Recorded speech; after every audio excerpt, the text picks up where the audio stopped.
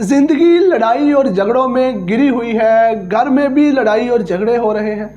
آپ تنگ آ چکے ہیں اس کمپلیکس زندگی سے جس میں ہر طرف لڑائی جھگڑا ہے،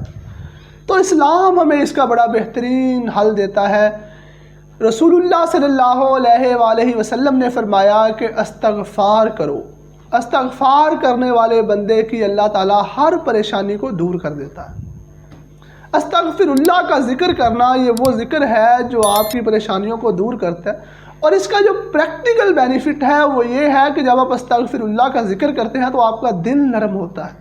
جب دل نرم ہوتا ہے تو آپ کی انڈرسٹینڈنگ دوسرے بندے کے ساتھ اور کمپرومائز کرنے کی جو ایبلٹی ہے وہ بوسٹ ہو جاتی ہے،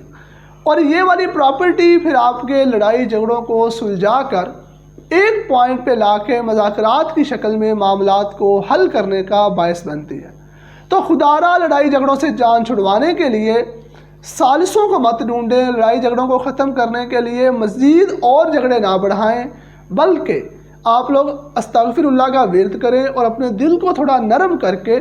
میوچل انڈرسٹینڈنگ سے معاملات کو حل کریں۔ اور استغفر اللہ کا ذکر وہ ذکر ہے جو میرے نبی کا بتایا ہوا ذکر ہے اپنی پریشانیوں کو دور کرنے کے لیے۔ والسلام۔